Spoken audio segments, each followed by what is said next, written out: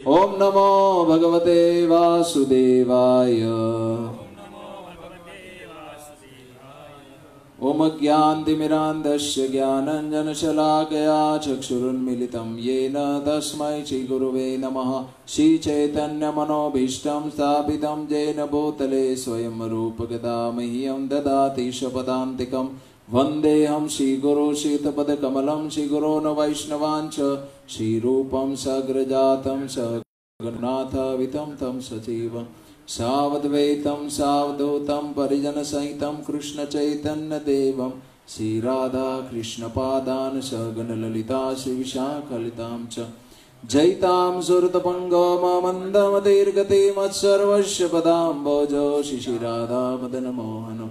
नमो महावदान्याय कृष्ण प्रेम प्रदायते कृष्णाय कृष्ण चैतन्य नाम्ने गौरतुषे नमः। वंचातकल्पतरुभ्यश्च कृपा सिन्धुभ्यैव च पतितानां पावनेभ्यो वैष्णवेभ्यो नमो नमः। जय श्री कृष्ण चैतन्य प्रभु नित्यानंद श्री अद्वैत गदाधर शिवासादि गौर भक्तवृंद। हरे कृष्णा कृष्ण कृष्ण हरे हरे, हरे राम राम राम हरे हरे।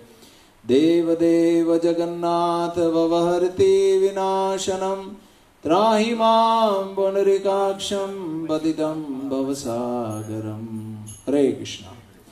तो आप सभी का इस जगन्नाथ लीला कथा के श्रवण कीर्तन महोत्सव में प्रातःकालीन इस्कॉन वराछा में आप सभी का स्वागत एवं अभिवादन करते हैं। और आप सभी भगवान जगन्नाथ की कथा के प्रेमी भक्तों के चरण कमलों में इस दास का प्रणाम। भगवान के शुद्ध भक्त श्रील प्रभुपाद जी के चरण कमलों में प्रणाम और हमारे आराध्य देव श्री राधा दामोदर जी के चरण कमलों में प्रणाम। तो कल हमने भगवान जगन्नाथ जी के बहुत ही शुद्ध भक्त और उनके प्रेमी दासिया बौरी की कथा को सुना था, जिनके हाथ से भगवान ने नारियल स्वीकार किया था, दूसरे के द्वारा भेजा गया था, तो उनके नाम से भगवान ने नारियल स्वीकार किया था। और दूसरी कथा थी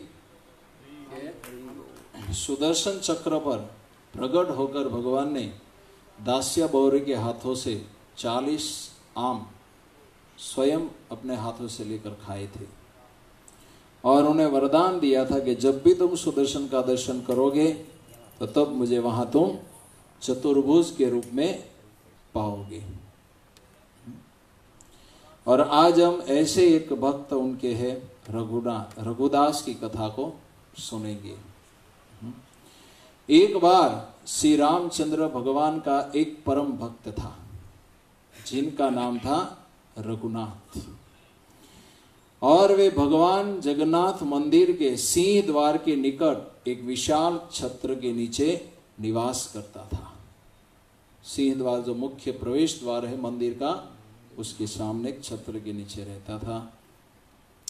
और एक बार वो भगवान जगन्नाथ बलदेव सुभद्रा मैया का दर्शन जब उन्होंने गर्भगृह में वेदिका के ऊपर किया तो उन्होंने देखा कि साक्षात भगवान राम लक्ष्मण और जानकी जी के सहित उन्हें दर्शन हुआ।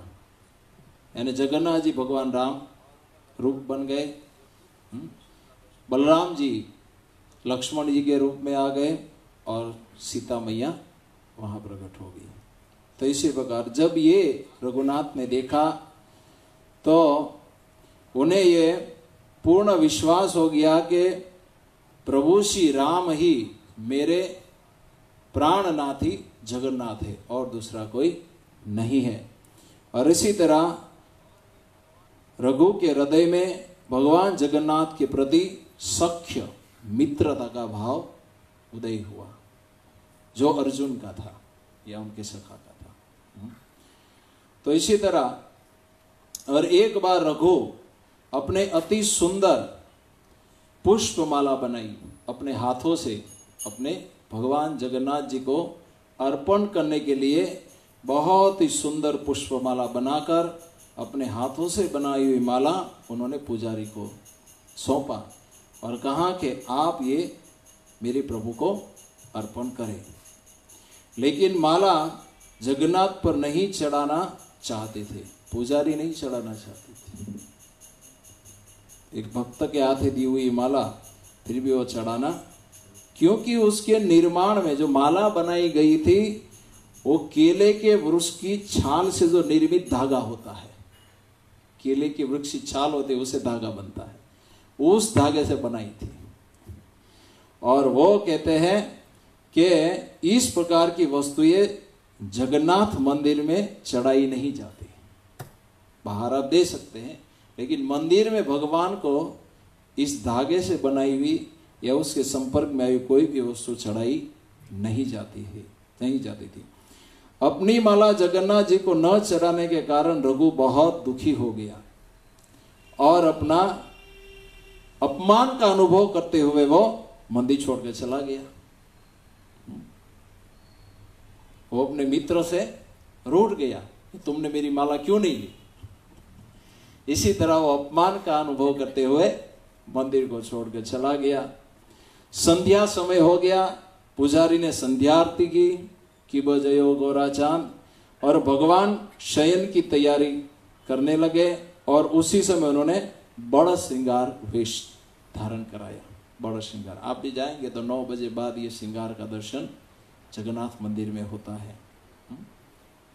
कार्तिक महीने में जाओगे तो 2 बजे भी कभी कभी श्रृंगार होता है, क्योंकि कार्तिक महीने में भगवान का मंदिर 3 घंटा ही, 1 पहर ही बंद रहता है, 1 या 1.5 पहर तक बस।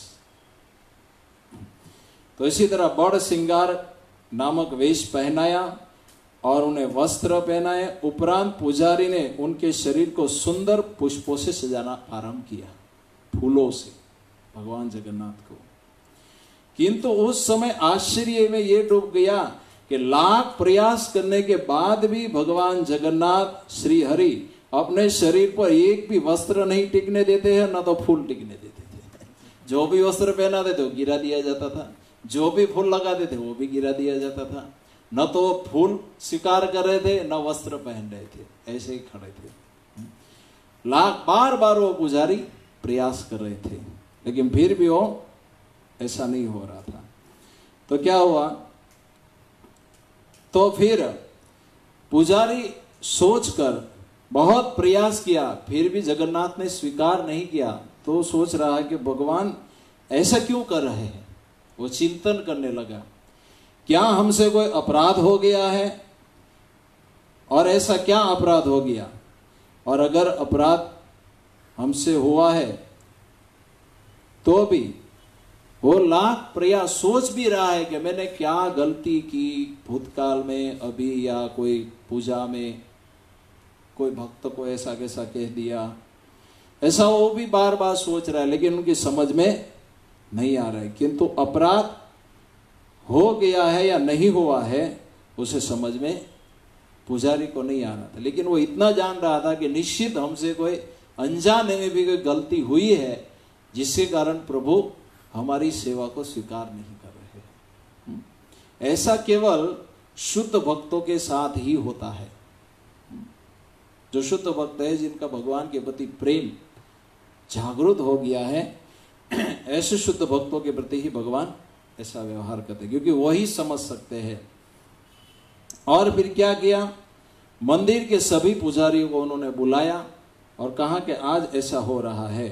तो सब लोगों ने निश्चय किया कि आज से हम लोग उपवास करेंगे, अभी से, जब तक भगवान स्वयं हम में से किसी को स्वप्न में आकर ये बताएंगे नहीं या प्रत्यक्ष नहीं कहेंगे कि क्या गलती या क्या अपराध हुआ है, स्वप्न में प्रकट होकर नहीं कहेंगे, तब तक हम उपवास जारी रखेंगे।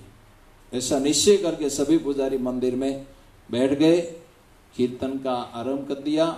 उसी रात भगवान जगन्नाथ उसी प्रधान पुजारी के, जो जगन्नाथ जी के हेड पुजारी थे, उनके स्वप्न में प्रकट हुए और उन्होंने बताया कि मेरा एक परम भक्त रघुदास था, तुम सब लोग उसे जानते हो। उन्होंने अपने हाथों से अत्यंत सुंदर प्रेम और भक्ति भाव से एक माला बनाई थी, अपने हाथों से। उसमें क्या मिश्रण था, प्रेम और भक्ति का भाव था। केवल फूलों को लाकर बनाया नहीं था, लेकिन जगन्नाथ ने कहा पुजारी को स्वप्न में कि बड़े प्रेम और भाव से मेरे लिए एक माला बनाई थी और तुमने माला का केवल बाह्य रूप देखा, लेकिन मुझे जो माल्य अर्पण की अनुमति प्रदान नहीं थी। तुमने केवल माला के उस धागे को देखा जो निषेध है, लेकिन उस माला के द्वारा जो माल्य अर्पण मुझे होता है इसलिए तुमने अनुमति, जिसको निर्माल्य कहते हैं, भगवान को जो चीज अर्पण होती है उसको निर्माल्य कहा जाता है। बाद में सभी भक्तों को भगवान का उच्छिष्ट दिया जाता है। तो कहा कि तुमने माला का केवल बाह्य स्वरूप देखा कि ये केले के पत्ते से धागे से बनाया हुआ है, इसलिए मंदिर में ये चढ़ाना नहीं है, ये नियम है। तो इस नियम को तुमने देखकर उस माला को मुझे अर्पण नहीं किया। तुम माला की सुंदरता एवं उसमें छुपी हुई श्रद्धा को नहीं देख सके।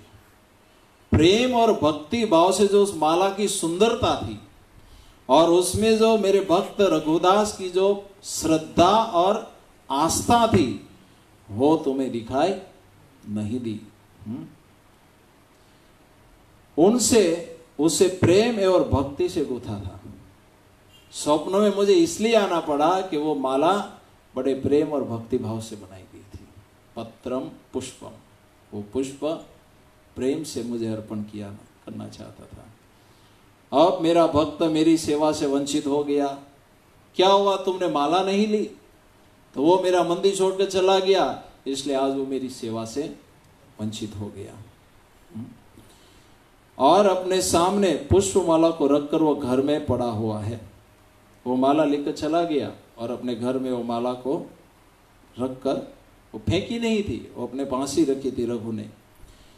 और उसने कई दिनों से कुछ भी खाया नहीं था, इतना वो ग्लानि में था। अपने घर में है और कई दिनों से उसका है निरंतर विलाप कर रहा है कि हे दीन बंधु दीनानाथ, आपने मेरी सेवा को क्यों नहीं स्वीकार किया, क्या कमी रह गई हमारे प्रेम और भाव में। इसी तरह वो निरंतर भगवान जगन्नाथ जी का स्मरण करते हुए वो रो रहा है प्रेम में। अभी तक नहीं सोया है। देखिए, माला जब से बनाई तब से मुझे नींद भी नहीं आई है, और जब तक मेरा परम भक्ति की मनोकामना पूर्ण नहीं होती तो तुमसे मैं कोई भी सेवा कैसे स्वीकार कर सकता हूं। मेरा ऐसा शुद्ध भक्त है जिनकी इच्छा है मुझे माला अर्पण करने की, और उसकी जब मन की इच्छा पूर्ण नहीं होगी तब तक मैं तुम्हारे हाथ से सेवा कैसे स्वीकार कर सकता हूं, और मैं शांति से सो भी कैसे सकता हूं।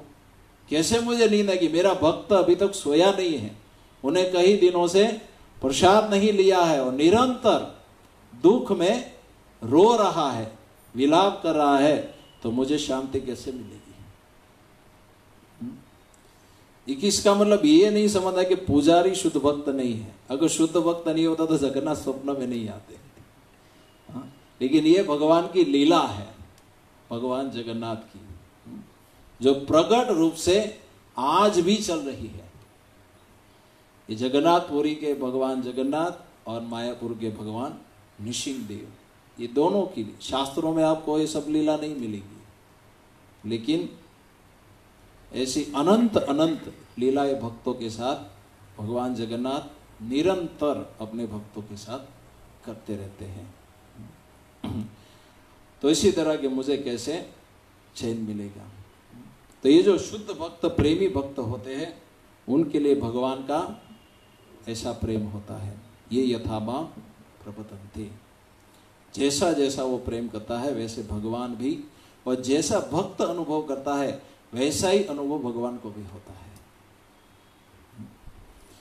और इसलिए तुरंत मुख्य पुजारी गया और उन्होंने बाकी सब पुजारियों को स्वप्न में जो भगवान जगन्नाथ ने कहा था वो पूरा वृतांत सुनाया कि ऐसा हमसे अपराध हो गया है।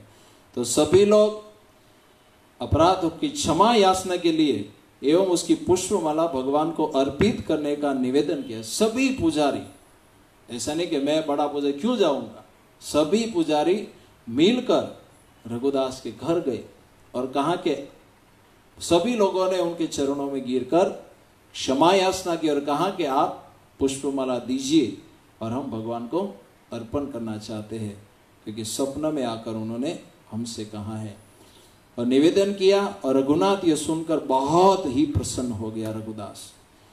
हे दया निधान, भगवान की पुष्पमाला स्वीकार करने हेतु प्रतीक्षा कर रहे हैं। देखो उन्हें ये अब ये अनुभव और प्रसन्नता हुई कि मेरी माला अर्पण नहीं की गई तो दया निधान मेरा बंधु मेरी पुष्पमाला बनाई हुई मेरी पुष्पमाला को, वनमाला को स्वीकार करने के लिए प्रतीक्षा कर रहा है कि जब तक मेरा रघु की बनाई हुई माला मेरे गले में नहीं आएगी तब तक मैं और कुछ भी स्वीकार नहीं करूंगा। मैं यहाँ प्रतीक्षा कर रहा हूँ कि जाओ वो माला लेकर आओ। और रघुदास ये सुनकर बहुत ही उन्हें आनंद हुआ और हर्ष हुआ और इसी के भगवान के प्रेम में वो पागल हो गया। देखिए ये है भगवान जगन्नाथ जी का आदान प्रदान, क्योंकि वो कोई दारू ब्रह्म नाम है उनका, लेकिन वो है नहीं, वो साक्षात प्रगट इस धराधाम पर ब्रह्म है। और जगन्नाथपुरी इस भौम का वैकुंठ है। हमने महात्मा में सुना ना कि देवताओं को सारे जीव और मनुष्य चतुर्भुज रूप में दिखाई देते हैं। ऐसा है भगवान का दिव्य धाम, इसलिए वो बार बार स्वर्ग से आते हैं। और आनंद बाजार में बिना प्रसाद लिए वो जाते नहीं। इंद्र का दिया था ना, वो एक भक्त उनके पीछे पीछे गया था 16 पैसा लाओ बिना पैसा दिए थोड़ी तो जाएगा। फिर स्वर्ग का द्वार की कथा हमने सुनी थी। तो ये है पुष्पमाला रघुदास के हाथों से भगवान ने ग्रहण की। नहीं किया तो भगवान ने अपना सारा, मतलब कुछ दिनों के लिए भगवान लॉकडाउन में हो गए। ना खाना खाना बंद कर दिया, वस्त्र पहनना बंद कर दिया, माला भी नहीं स्वीकार की ऐसा कुछ घंटों के लिए हो गया ऐसा। फिर दूसरी कथा है सेवा। जैसे रघु ने भगवान की सेवा की रघुदास ने, ऐसे भगवान ने भी उनकी बहुत सुंदर एक सेवा की। जो ये घटना शायद आपने किसी भक्त के विषय में सुनी होगी।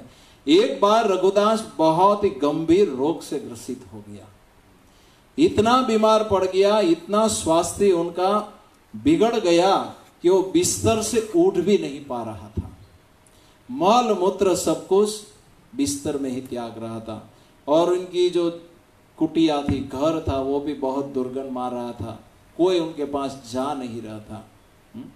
अत्यंत गंभीर अवस्था में वो बीमार पड़ गया था, कुछ भी अपना कार्य नहीं कर पा रहा था। एक दिन क्या हुआ, बिल्कुल असहाय हो गया और चेतना शून्य हो गई, मतलब बेहोश जैसा हो गया ऐसा उनका। एक दिन एक छोटा बालक आया और उन्होंने रघुनाथ के लिए सेवा की। क्या किया, सबसे पहले उनके शरीर को स्वच्छ पानी और सुगंधित द्रव्यों से शुद्ध किया। सुगंधित जल से उनके शरीर को पूरा स्नान करा के शुद्ध किया। फिर सुगंधित चंदन और अत्तर लगाए ताकि दुर्गंध ना आए पूरे घर में और रघुदास के। और कमरे को शुद्ध करने तथा सुवासित करने हेतु चारों ओर स्प्रे, धूप, दीप जलाया गया। जब रघुदास की चेतना वापस लौटी, ये सब उस बालक ने किया, तब तक वो जब स्वस्थ अच्छा हो गया, वातावरण अच्छा बन गया, तो उनकी चेतना वापस लौटी। उन्होंने स्वास्थ्य को कुछ प्राप्त किया और लौटी तो उसने देखा कि वो बालक साक्षात भगवान जगन्नाथ थे। नंद नंदन श्री कृष्ण ही आए थे, अपने भक्त का मल अपने हाथों से साफ किया था। देखिए ये है भगवान जगन्नाथ का प्रेम, ये है भगवान श्री कृष्ण का अपने भक्तों के प्रति प्रेम और भक्त वत्सलता। इसलिए हमें विश्वास रखना चाहिए कि अंत समय में कोई नहीं है तो वो तो हमारे पास जरूर आएगा।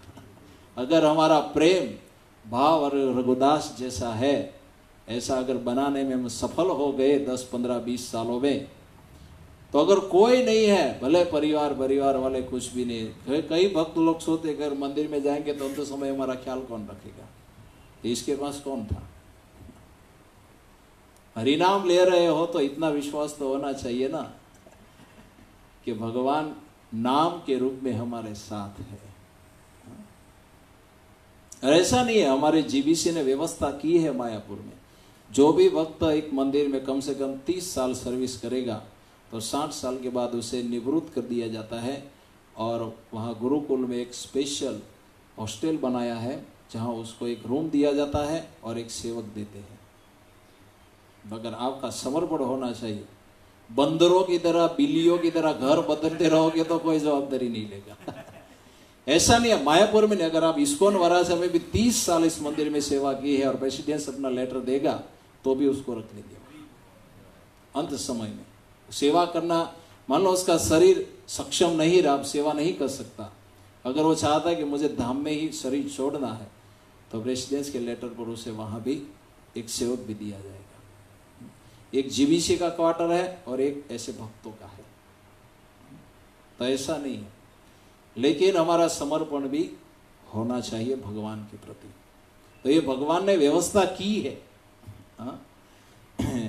लेकिन बंदरों की तरह उछल कूदल नहीं करना चाहिए। निश्चय करें, हम गृहस्थ है या ब्रह्मचारी है, सन्यासी है, कोई भी आश्रम में है, लेकिन निश्चय करें कि हम किस मंदिर में रहकर अपना जीवन, भगवान एक ही है, वहां अलग है यहाँ अलग है नहीं। यहाँ रघुनाथ का चमत्कार देखा ने, वही जगन्नाथ उन्हें राम के रूप में दिखाई दिए, साक्षात राम दरबार उसी मंदिर में उन्हें दर्शन हुए। तो इसी तरह कि भगवान निश्चित जो उनकी सेवा करता है तो भगवान बदले में सेवा कर ही देते हैं। तो इसे साक्षात भगवान आते रघुनाथ, रघुदास ने भगवान से कहा कि हे परम प्रिय प्रभु, आप यहां क्या कर रहे हैं और मेरे जैसे लिए आप ये नीच कर्म क्यों करें। किसी का मल मूत्र साफ करना अच्छा कार्य नहीं माना जाता है, और आप मुझ जैसे पापी और कलुषित हो गया हो और आप मेरी सेवा क्यों कर रहे हैं।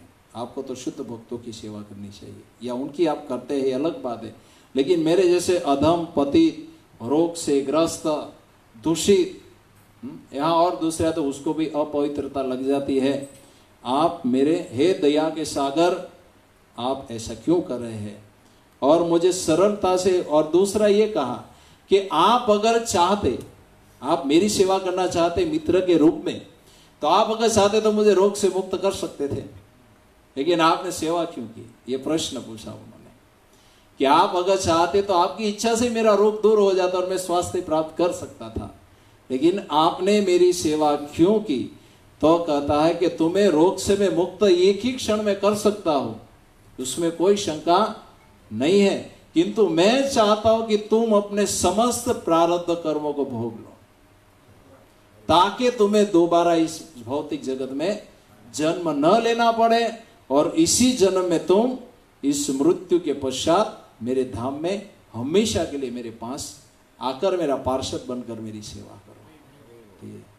तो अंत समय में अगर ऐसा दुख आता है जीवन में, चाहे भक्ति राज्य में प्रवेश करने के बाद जो भी भक्तों के जीवन में सुख या दुख आता है, वो दोनों प्रकार से भक्त हमारे कर्मों को, सुख देकर पुण्य कर्मों को काटा जाता है और दुख देकर खराब कर्मों को काटा जाता है। क्योंकि जब तक कर्म का बैलेंस 0-0 नहीं होगा तब तक यहां से मुक्त होंगे नहीं। एक बाल के अग्रभाग जितना भी अगर कर्म का फल रह गया तो वो भी भोगने के लिए एक शरीर लेना पड़ेगा। इसलिए तो जो भी सुख या दुख आते हैं उसे भगवान की कृपा समझकर भोग कर लेना चाहिए, ताकि आगे हमें भोगना न पड़े। बचने का प्रयास नहीं करना चाहिए, वरना और आगे फिर आएगा। ये तो कर्म का सिद्धांत भगवत गीता से सुन ही चुके हैं, याद नहीं था। लेकिन एक भक्ति में एक फायदा ये है कि उसमें भगवान बहुत ही डिस्काउंट कर देते हैं, मतलब 2-5% ही कर्म फल भोगना पड़ता है भक्तों को, बाकी भगवान सब मान लो हाथ कटने वाला है तो वहां केवल आपका नाखून या उंगली ही जाएगी, इतना कम कर देगा। इतना डिस्काउंट भगवान कर देते हैं अपने भक्तों के लिए। देखिए ये कृपा हम जैसे अभी भक्ति में आए हुए नए नए भक्तों के लिए भी ऐसी कृपा है, तो रघुनाथ जैसे शुद्ध भक्तों के लिए तो क्या कहना। उनका कर्मफल था नहीं, लेकिन हमें शिक्षा देने के लिए भगवान अपने भक्तों के साथ ऐसी लीला करते हैं। तो कहा के अतिरिक्त उन्हें और कहा के स्थान में तुम पा सको, और कि इसके अतिरिक्त तुम्हें यह भी जान लेना चाहिए कि जिस प्रकार मेरे भक्तों को मेरी सेवा से प्रसन्नता होती है, उसी प्रकार मुझे भी भक्तों की सेवा करके प्रसन्नता मिलती है। जितनी प्रसन्नता मेरी सेवा करके तुम्हें प्राप्त होती है, उतनी प्रसन्नता मुझे सेवा लेकर नहीं होती है। लेकिन जब मैं तुम्हारे जैसे किसी प्रेमी भक्त की सेवा करता हूं, तो मेरा आनंद, मेरा सुख लाखों करोड़ों गुना बढ़ जाता है। तो भगवान में भी एक लालसा है सुख प्राप्त करने की। जैसे भक्त में लालसा है भगवान की सेवा करके उस प्रेम को सुख प्राप्त करने की, उसी तरह भगवान में भी हमेशा लालसा रहती है कि मैं अपने भक्तों की सेवा करके एक अनन्य सुख और प्रेम का आस्वादन कर सकूं। तो मैं सदैव तुम्हारे जैसे भक्तों की सेवा का अवसर ढूंढता रहता हूं कि कब मुझे सेवा का अवसर मिले और मैं अपने प्रेमी भक्त की सेवा करूं। बस भगवान के मन में यही एकमात्र चिंतन रहता है कि किस भक्त में कहां सेवा करूं। बस जैसे शुद्ध भक्तों का एक ही गोल रहता है कि हम कैसे भगवान की सेवा करें। सुबह उठते ही पहला विचार ये होता कि आज मैं कृष्ण के लिए या अपने जगन्नाथ बंधु के लिए मैं क्या सेवा करूं। उसी तरह भगवान भी यही सोचते हैं कि आज मैं अपने इस भक्त की क्या सेवा करूं। तो इस प्रकार कहते हैं कि मेरे तथा मेरे भक्तों के मध्य किसी प्रकार का भेदभाव, वहां न जाति कुल आदि कुछ भी नहीं आता है। इसलिए जगन्नाथ एवं भक्त रघुदास एक अतरंग संबंध स्थापित हो गया, एक मित्रता का, जैसे हमारा और आपका है ऐसा।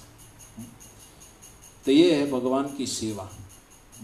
है कोई ऐसा प्रेमी जो इसी सेवा करता हो? पत्नी जीवित है लेकिन गारंटी हम दे नहीं सकते या ले नहीं सकते कि वो अंत समय में करेगी कि नहीं करेगी।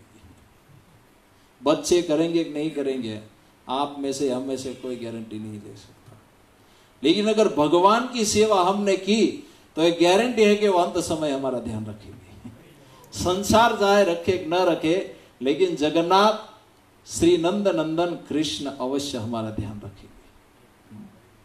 परिवार चाहे रखे कि न रखे, लेकिन वो हमारा ध्यान हर हाल में, जैसे आंखें, पलक हमारी आंखों का किस तरह रक्षा करती है, ये पलक की तरह भगवान ऐसे प्रेमी भक्तों की रक्षा करते हैं और उनकी ध्यान रखते हैं।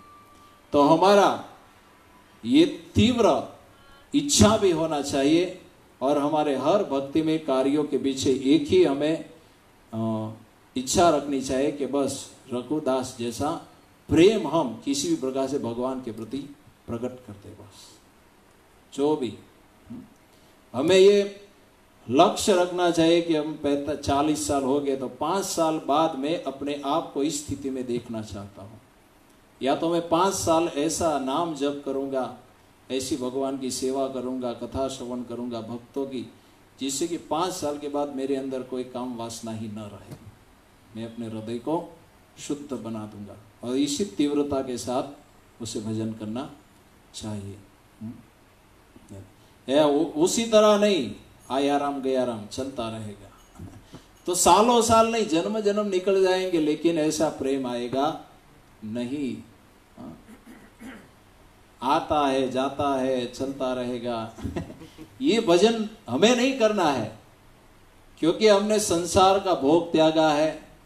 शुद्ध गुरु का, भगवान के रघुदास जैसे शुद्ध गुरु का आश्रय मिला है, साधन भी सब कुछ प्राप्त हो गया है, तो फिर हम अपना जीवन और चेतना नष्ट क्यों करें, है ना। और याद रहे, यहां तक पहुंचने के लिए प्रभुपाद जी ने एक सुंदर प्रोग्राम बनाया है सुबह का, सुबह 4 घंटे का।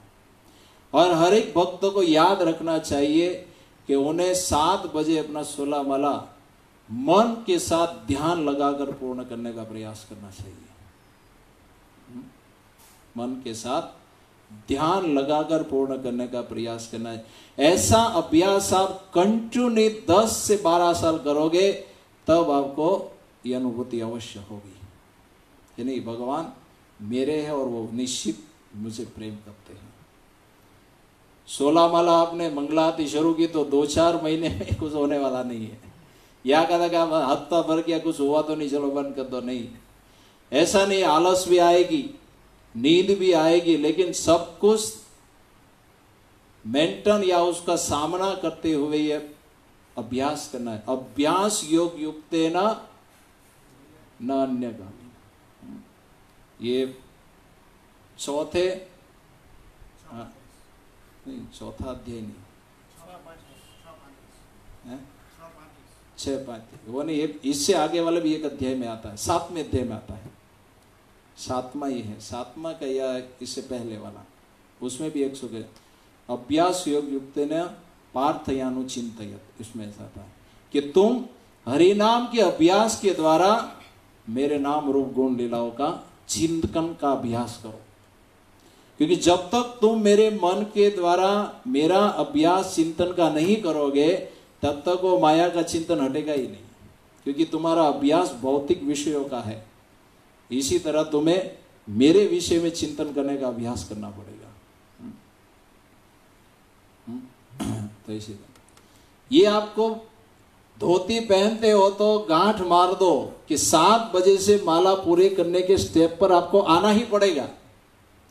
अगर वहां तक नहीं पहुंच पाए तो पूरा हमारा श्रम जा रहा है। लाभ होगा, लेकिन जो यहां रघुदास को जो कृपा मिली है वो हम प्राप्त नहीं कर पाएंगे। 7 बजे के स्तर पर आना ही पड़ेगा, चाहे नींद आए कुछ भी आए, लेकिन ये आपको अभ्यास करके करना ही पड़ेगा। और वो भी बहुत लंबा अभ्यास होना पड़ेगा, उत्साह होना चाहिए, दृढ़ निश्चय होना चाहिए कि कुछ भी हो जाए मैं 5 बजे माला लेकर बैठ ही जाऊंगा और सोऊंगा नहीं, नींद आए तो खड़ा हो जाओ, बस ये निश्चय होना चाहिए। और तब आएगा उत्साह। नहीं, धैर्य भी रखो। 1 साल हो गया, 2 साल हो गया, 10 साल हो गया, तत् कर्म, ये कर्म करते रहो। भगवान एक दिन कृपा हमारे प्रयास को देखते हैं ना, क्या करना है हमें, प्रयास। बाकी भगवान तो देख ही रहे। रघुदास ने केवल फूलों की माला बनाई और उसमें हालांकि एक वो था, लेकिन उनका भाव और प्रयास बहुत ही सुंदर था। तो ये करना ही पड़ेगा। चाहे घर पे है तो भी 5 बजे लेकर बैठ जाओ, बस। मंदिर आओ तो अच्छी बात है, भक्तों के संग में सामने महामंत्र रखो, नींद आ रही है तो भगवान के नाम में और भगवान के जो नाम के अक्षर है और भगवान स्वयं में कोई अंतर नहीं है। इससे क्या होगा, आपका मन उन नाम के अक्षरों को देखता रहेगा तो और कोई विचार आएगा नहीं और नींद भी आएगी नहीं। और शरीर को थोड़ा योगाभ्यास के स्टाइल में पद्मासन में बिठाओ, ढीला ढीला मत रखो। इसका कारण क्या हो, एक दिन मैं बताऊंगा आपको। और सच्चिदानंद स्वामी का एक बुक है जिसमें है कि शरीर के द्वारा मन को किस तरह से नियंत्रित करने में सहायता होती है। तो रघुदास की ये माला, ऐसी सेवा, तो ऐसा हमारा भजन भी होना चाहिए। जैसे हमारी ये संस्था है तो उन्होंने भी व्यवस्था की कि 30 साल कोई भक्त एक ही मंदिर में सेवा कर रहा है, तो उनके लिए व्यवस्था है कि भाई तुम्हें चिंता करने की जरूरत नहीं कि तुम्हारा ख्याल कौन रखेगा। तो इसी तरह अगर भगवान भी अगर हम 30 साल तक सेवा करेंगे तो क्या वो हमारा ख्याल नहीं रखेंगे? भले हमारा भाव नहीं आया है, प्रेम प्रकट नहीं हुआ है, लेकिन सेवा तो हमने की है ना, समर्पण भाव से करने का प्रयास तो किया है ना, वो भी इनफ है भगवान के लिए, भले ही के भाव के स्तर पर नहीं पहुंच पाए। दूसरी एक है भगवान जगन्नाथ, वो दोनों मित्र थे, अर्जुन या मधुमंगल की तरह। तो उन्होंने एक दिन सोचा कि चलो हमारे मित्र रघुदास के साथ कुछ कौतुक करते हैं। तो रघुदास अत्यंत सरल एवं, एक तो सरलता पहला गुण होना चाहिए। सरलता का अर्थ है कि जो भी अंदर है वो भी बाहर होगा। हम बोल कुछ रहे हैं, सोच कुछ रहे हैं और आचरण कुछ और कर रहे हैं, ये तीनों अलग अलग नहीं होना चाहिए। हमारी वाणी, हमारा आचरण, ये सब एक ही लाइन में। हृदय में भले कामना है, क्रोध है, वो तो रहेगा ही, लेकिन कम से कम सरलता लाने का प्रयास करें। सीधापन, एकदम सादापन, छल कपट के बिना। अगर ये गुण है तो विनम्रता आएगी, अपने आप भक्त विनम्र बन जाएगा। और उनका स्वभाव छोटे बालक की बातें निष्कपट था। रघुदास के गुण बताए जा रहे हैं। जैसे बालक होता है उसमें कोई कपटता होती, उन्हें भेदभाव नहीं होता है, उसी तरह एकदम निष्कपट था। और भगवान के साथ उनका संबंध मित्रवत था, जैसे मधुमंगल आदि का भगवान के सखाओं का होता है ऐसा मित्र। और कभी कभी भगवान जगन्नाथ और वे दोनों साथ साथ क्रीड़ा करते थे। देखिए साथ साथ हो गए, जैसे कृष्ण वृंदावन में अपने गोप सखाओं के साथ खेलते थे, वैसे ही भगवान मंदिर से बाहर आकर एक बालक का रूप लेकर उनके साथ खेला करते थे। और इस सत्य का ज्ञान जन साधारण को भी, सबको पता चल गया। जितने भी जगन्नाथपुरी में रहते थे उन सबको पता चल गया कि भगवान जगन्नाथ रघुदास के साथ एक बालक बनकर खेल रहे हैं, ये सबको पता चल गया। और भगवान जगन्नाथ रघुदास के पास आकर विभिन्न लीलाएं करते थे। ये बालपन की लीलाएं जो वृंदावन में करते थे वैसी ही लीला रघुदास के साथ भी करते थे, अपने सखाओं के जैसी। और इसी तरह हर कोई रघुदास को सम्मान देने लगा, उनकी प्रसिद्धि बढ़ गई और परम मित्र के रूप में उसे सब लोग जानने लगे। जैसे अर्जुन को हम भगवान के किस रूप में जानते हैं? मित्र के रूप में। वैसे ही उनकी ख्याति हो गई और अर्जुन के जैसा ही मान सम्मान रघुदास को मिलने लगा। देखिए जो सरलता, विनम्रता, बालक जैसा निष्कपट स्वभाव, ये एक नियम आप बना लो कि हम 7 बजे अपना माला पूर्ण मनोयोग से ध्यान लगाकर करेंगे तो अपने आप 2-4 सालों में गुण आने लगेंगे। हरि नाम से ही ज्ञान आता है। हमने कल सुना था ना इस भक्त की कथा में, दास्य बौरे की, उन्होंने गुरु से दीक्षा ली तो सारा ज्ञान हृदय में प्रकाशित हो गया। मंत्र से ही ज्ञान प्रकाशित होता है। साक्षात्कारी ज्ञान जो है अनुभूति वाला, वो मंत्र से ही प्रकाशित होता है। पुस्तकों को पढ़ने से हमें जानकारी मिलती है, लेकिन अनुभूति मंत्र जप से होती है। और उसमें हम अपने गुरु की आज्ञा के अनुसार किस प्रकार जप करते हैं उसके ऊपर गुरु की कृपा आती है। तो इसी तरह तो वो सेवा बहुत ही सुंदर है मित्रों वाली, जैसे कृष्ण मधुमंगल आदि भक्तों के साथ करते थे। तो एक बार भगवान जगन्नाथ रघुदास के पास आए और राजा के उपवन में कटहल नाम का एक फल होता है और एक राजा का उद्यान था, बगीचा बहुत बड़ा, उसमें बहुत सारे वृक्ष थे और उसमें बड़े बड़े कटहल के फल लगते थे। और कटहल चुराने का कहा कि चलो रघुदास, आज हम राधा के उद्यान में जाकर कटहल नाम का फल चुराते हैं। तो कहा कि रघुदास बोला कि आप कटहल क्यों चुराना चाहते हो? चोरी करना क्यों चाहते हो? आपके क्या कमी है या कितना भोग लग रहा है?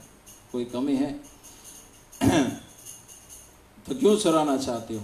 यदि आपकी कटहल खाने की इच्छा है तो मुझे बताइए, मैं राजा से लेकर आ जाऊंगा। पूरा एक नहीं, पूरा पेड़ उखाड़ के आ जाऊंगा। आप कहते हैं? तो रघुनाथ ने कहा, भगवान ने कहा, श्री कृष्ण ने उत्तर दिया कि वैसे तो मेरे भक्त मुझे बहुत कुछ देते हैं, कोई कमी नहीं है। यहाँ लाखों लोगों का चढ़ावा मंदिर में इतना आता है कि मुझे कोई कमी नहीं है। लेकिन जो मैं चाहता हूँ वास्तव में, मैं तेरे पास, वास्तव में यशोदा भी मुझे इतना माखन खिलाती थी, मेरी मैया इतना सुंदर सुंदर अपने हाथों से दही बनाकर माखन उतारकर मुझे मीठा मीठा मिश्री के साथ खिलाती थी। लेकिन फिर भी मैं चोरी करने जाता था कि नहीं? फिर भी मैं गोपियों के घर चोरी करता था कि नहीं? क्योंकि तुम ये समझ लो कि चोरी करके जो खाने में आनंद है वो आनंद मैं तुम्हें देना चाहता हूं, ठीक है? इसलिए तुम मेरे साथ चलो। ऐसा नहीं है कि कमी है, मेरे बहुत भक्त है। साक्षात लक्ष्मी जी जिनके पास है उन्हें क्या कमी हो सकती है? राधा रानी जिनकी सेवा में हजारों दासियों को तत्पर रखती है, सहस्त्र कोटि लक्ष्मी, और स्वयं राधा रानी कृष्ण के मन में जगन्नाथ क्या सोच रहे उससे पहले ही वो सब निर्माण कर देती है। उसे क्या, लेकिन वो भगवान एक रसिक शेखर है और वे हर वस्तु का क्या लेना चाहते हैं? रस, आनंद लूटना चाहते हैं, है ना? जैसे हमारे मन में इच्छा थी ऐसा वातावरण देखे कि चलो फार्म हाउस में जाए, भजिया प्रसाद खाने का आनंद लूटे। तो जगन्नाथ को भी ऐसा ही हुआ कि चलो कटहल जाकर छुरा कर खाने का आनंद लूटे, है ना? और वैसे भी लॉकडाउन है तो रविवार को कोई प्रोग्राम है नहीं। ऐसा तो कहा कि बहुत ध्यान से, फिर भी मैं गोपियों के पास जाता था। क्यों? क्योंकि वो चूरा का जो खाने में आनंद है। बलराम जी ने एक बार कहा था कृष्णा से कि देखो तुम बार बार चोरी कर रहे हो, जिस दिन पकड़े गए उस दिन नानी याद आ जाएगी। तो कहा कि दाऊ जी आपको क्या मालूम, चोरी करने में भी दिमाग लगाना पड़ता है, मेहनत करनी पड़ती है, और मेहनत करके खाने में जो आनंद है वो मुफ्त में लेने में नहीं है। आप तो बड़े भाई, आपको क्या करना है? हाँ, हम लोग मेहनत करें, आप बैठे बैठे खाओ, आनंद लो। मेहनत करने में जो आनंद है वो सेवा करके जो सुख मिलता है वो सीधा मिलता। आप सबका अनुभव, जब हम कोई सेवा करते हैं उसके बाद जब जो एक संतुष्टि आती है वो और किसी, प्रवचन की हो या सुनने की हो, झाड़ू मारने की हो, प्रसाद लेने की हो, प्रसाद वितरण करने की हो, बनाने की हो, आरती करने की हो।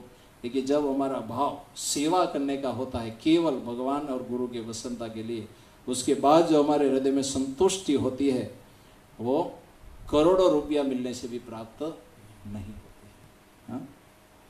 एक जो आनंद का अनुभव होता है, तो भगवान सही कह रहे हैं कि मेहनत करने के बाद ही सुख आता है, बिना मिलता। इसलिए तो कहा है कि सुबह 4 बजे उठो और मेहनत करो। अगर भक्ति का सुख चाहिए, भगवान का आनंद चाहिए, तो 4 बजे उठकर मेहनत करनी पड़ेगी। और अभ्यास से सब कुछ संभव है। जैसे अभ्यास हो गया कि 12 बजे सोने का और 7 बजे उठकर ही माला करने का, तो उसी तरह अभ्यास बना लो, 10 बजे सो जाओ तो 5 बजे आराम से उठ जाओगे। ज्यादा सोने की जरूरत है ही नहीं। नींद भी तब तक आएगी जब तक आप उसे मुकाबला नहीं करोगे। आपका एक निश्चय बन गया कि सोना नहीं है तो नींद भी भगवान हटा देंगे। चलो निंद्रा रानी को हटाओ, अब ये भजन में दृढ़ हो गया है। हाँ? लेकिन आप सोना ही चाहते हैं तो भगवान नाम प्रभु सुला ही देंगे कि सोने दो इसको, खाली परिश्रम क्यों कराया जाए, सोने दो, सुला दो इसको, आराम करने दो, जब उठेगा तो भजन करेंगे। हाँ? ये रूप गोस्वामी नामाष्टकम के एक श्लोक में एक ऐसा भाव लिखते हैं कि श्री नाम प्रभु क्यों सुला देते, क्योंकि वो सोना ही चाहता है, भजन करना ही नहीं चाहता है, तो क्या करे, वो आकर सोना ही चाहता है। हाँ? इसलिए यहाँ भी कभी है ना, अंधेरा मत रखो, थोड़ा लाइट जला के रखो।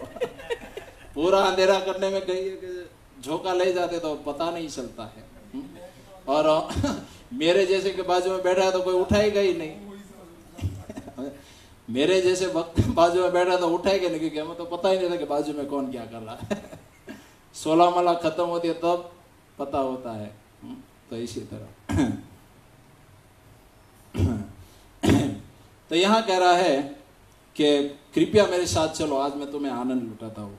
तो फिर वो दोनों गए राजा के उद्यान में, जगन्नाथ जी अपने भक्त रघुदास को लेकर, और असहाय रघुनाथ ने भगवान के प्रस्ताव को स्वीकार कर लिया। उसका कोई रास्ता ही नहीं था। चलो तुम कह रहे तो हम तुम्हारे साथ चलते हैं। तो दोनों चल दिए और दोनों राजा के गार्डन में, बगीचे में प्रवेश किए। रघुदास से कहा भगवान ने कि तुम चढ़ जाओ ऊपर। देखिए भगवान ने क्या कि तुम ऊपर चढ़ो, फिर मैं रस्सी खींच लूंगा नीचे से।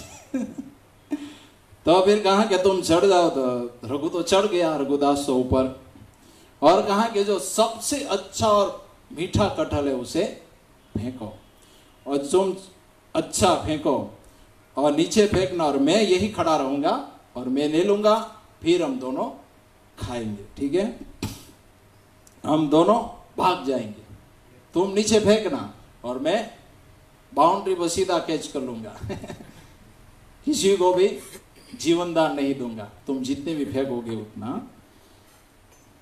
फिर उसी तरह हम दोनों भाग जाएंगे और फिर माखन की तरह हम कटहल का आनंद और आस्वादन करेंगे।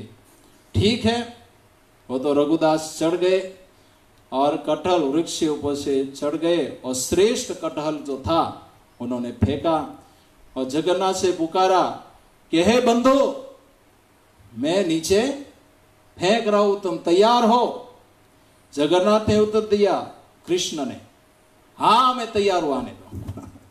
और जैसे उन्होंने फेंका, उसे फेंको, और यह सोचते हुए कि कृष्ण हमारा बंधु नीचे खड़ा है, और कटहल उन्होंने फेंका तो जगन्नाथ वहां नहीं थे वो भाग गया वृंदावन की जो लीला है, जैसे अपने ग्वाल बालों को कभी गोपियों के हाथ में फंसा कर कृष्ण भाग जाते थे, ऐसी बहुत सारी लीलाएं है। उसी तरह होता ना, कभी किसी को कुएं में डाला, फिर रस्सी खींच लिया तो बाहर कैसे आएगा कहते हैं कुआ में उतारी दौड़ खेई ली तो उसी तरह भगवान ने उसको चढ़ाया, फिर भाग गए जगन्नाथ, और वहां से भाग गए थे। कटहल को लटकने वाला कहाँ, पकड़ने वाला कोई नहीं था, और जैसे उन्होंने भागा धड़ाम से नीचे फेंका तो फट गया, और फटने के साथ जोरदार आवाज आई, और इतनी आवाज ध्वनि हुई कि वो जो माली था वो राजा का, वो झाँक गया, उसको पता चल गया कि कहाँ से आवाज आई। तो ढूंढता वो आया, तो उसी पेड़ के नीचे आया, और वहां देखा तो रघुदास ऊपर थे।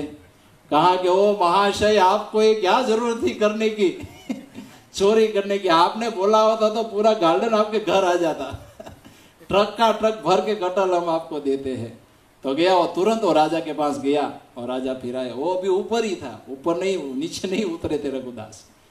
तो फिर राजा आए, और राजा ने देखकर आश्चर्य हुआ कि रघुदास जी, आपको ये क्या करने की जरूरत थी? आपने कहा तो मैं स्वयं अपने हाथों से तोड़कर आपको खिलाने के लिए आपके घर में स्वयं आता, क्योंकि आप जैसे भक्तों की सेवा का अवसर मिले तो मेरे लिए बहुत बड़ा सौभाग्य की बात है कि मुझे आप जैसे जगन्नाथ के प्रेमी भक्तों की सेवा का अवसर मिले।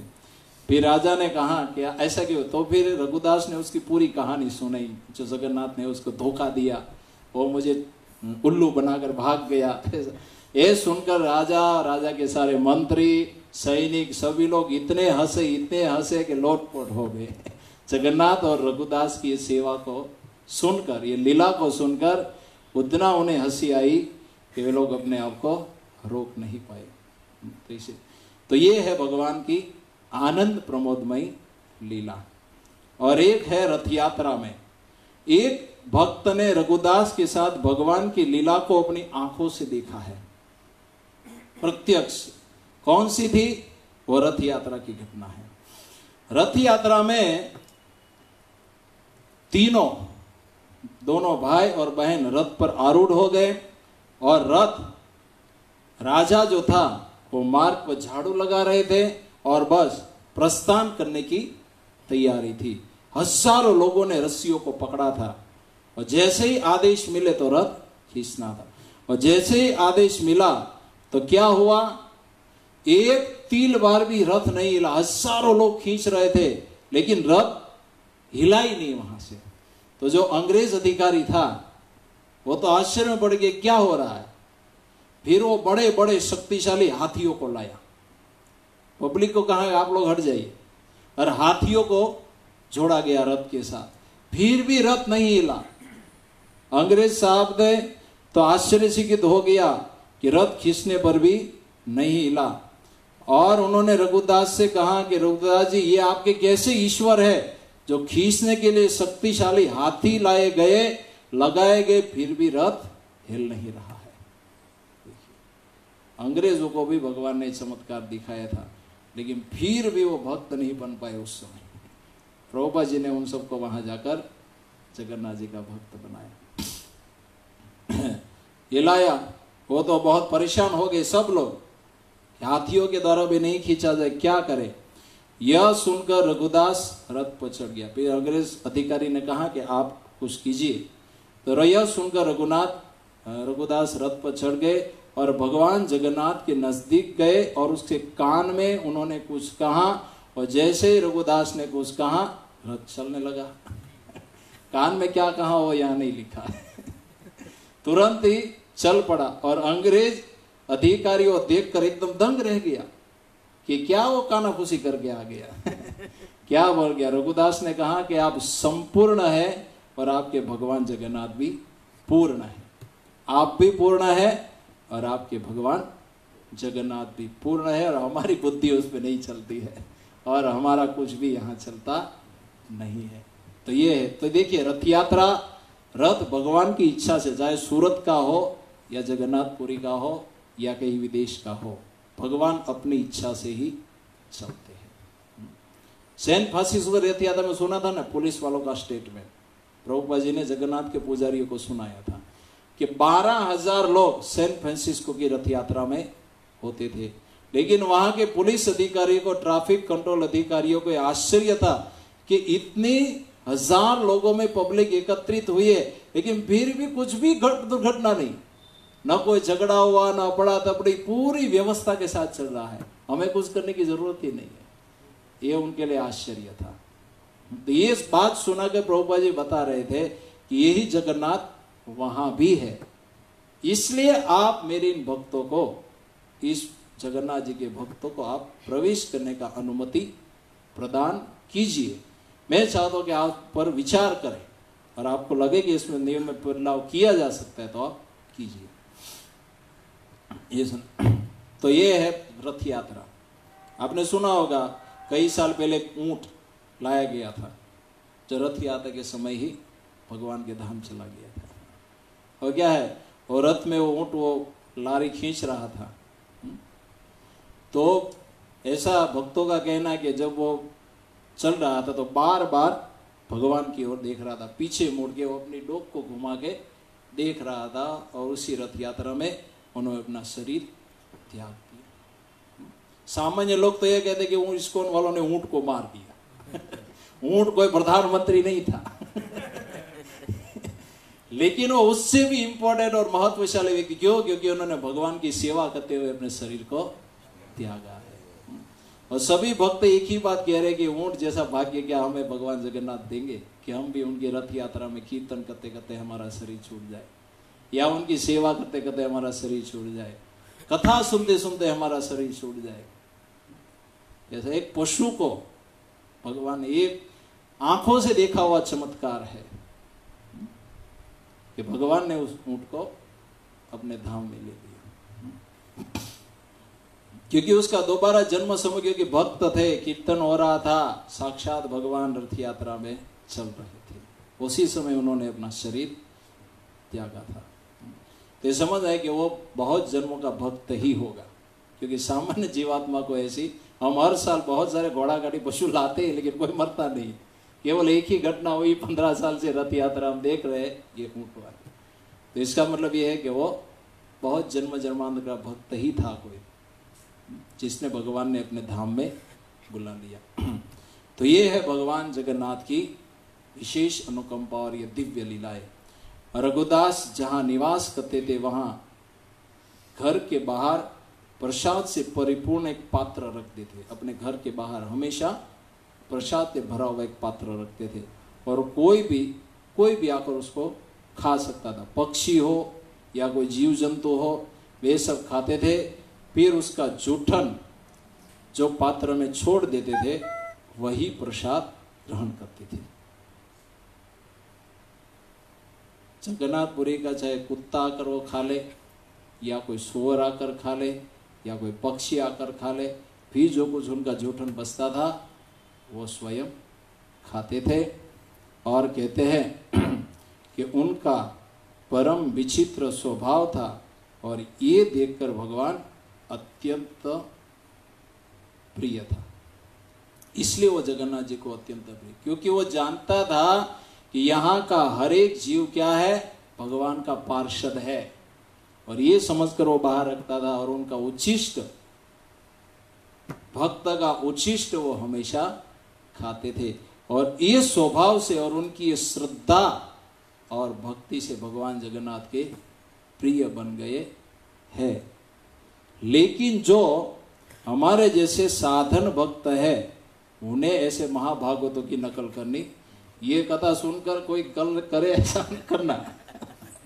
हाँ, क्योंकि हमारा भाव वो नहीं है। इसलिए कहा कि हम भी अगर ऐसा करेंगे तो हम भगवान के प्रिय बन जाएंगे रघुदास की तरह, तो ये संभव, क्योंकि हम अभी साधन अवस्था में है। और साधन अवस्था में जो शास्त्रों में नियम दिए गए हैं, हमारे आचार्य ने जो नियम बनाया है, उसी के अनुसार हमें भजन करना चाहिए। और इसी तरह साधना भक्ति करते करते जब रागानुगामी व्यक्ति भक्ति को प्राप्त करता है, तब उनके हृदय में यह भाव आता है। लेकिन फिर भी हमारे आचार्यों ने, गौड़ीय वैष्णव आचार्यों ने, ऐसे महाभागवतों के किसी भी कार्यों की नकल करने की अनुमति, जो जिस स्थिति में है वैसा ही करो, उनका नकल करने का प्रयास मत करो, क्योंकि वो फंस जाएंगे। क्योंकि ऐसा हम कर ही नहीं सकते, क्योंकि उनकी अवस्था अलग है और हमारी अवस्था और भाव अलग है, बहुत ही भिन्न भिन्न अंतर है। इसलिए महाभागवत के ऐसे भावों को सुनकर नकल करने का प्रयास कभी नहीं करना चाहिए। हाँ, ये भाव हमेशा रखना चाहिए कि मैं भी रघुनाथ दास की तरह भगवान और अपने आध्यात्मिक गुरु की सेवा निष्ठा पूर्वक करूंगा। और ये विश्वास होना चाहिए, अगर भगवान जगन्नाथ रघुदास की अंत समय में सेवा करके उन्हें बचा सकते हैं, तो मेरे लिए क्यों नहीं आएंगे? अवश्य आएंगे। अगर मैं सेवा करूंगा तो अंत समय कोई रहेगा नहीं रहेगा, लेकिन ये मेरा बंधु, मेरा जो मित्र है श्याम सुंदर, वो अवश्य मेरे साथ रहेगा और मैं उसके चरण कमलों को प्राप्त कर लूंगा। तो ये थे रघुदास, जो अयोध्या से आए थे और भगवान राम के परम मित्र थे, लेकिन यहाँ आने के बाद वे कृष्ण के मित्र बन गए। ये लीला से पता चलता है ना, ये जगन्नाथपुरी में आकर वे, क्योंकि भगवान राम की ऐसी लीला अपने भक्तों के साथ नहीं है। सुग्रीव को भगवान ही गए तू पेड़ पे चढ़ जा, मैं भाग जाऊंगा, ऐसी लीला भगवान राम कर ही नहीं सकती, क्योंकि मर्यादा पुरुषोत्तम। लेकिन वो मधुमंगल के साथ कर सकते हैं। तो ये भगवान जगन्नाथ साक्षात कृष्ण वजेंद्र नंदन यशोदा नंदन ही है और कोई दूसरा नहीं है। इसलिए भगवान की ऐसी दिव्य लीलाएं वहाँ बार बार होती है। तो ये है रघुदास, जो भगवान के बहुत ही शुद्ध भक्त थे और अंत समय में भी वो वहीं पर रहते रहे, अपना संपूर्ण जीवन भगवान की सेवा में समर्पित किया। हरे कृष्णा कृष्णा कृष्णा हरे हरे, हरे राम राम राम हरे हरे। श्री जगन्नाथ बलदेव सुभद्रा मैया की, रघुदास की, शील प्रभुपाद की, एकत्रित सभी भक्त विंद की। पिता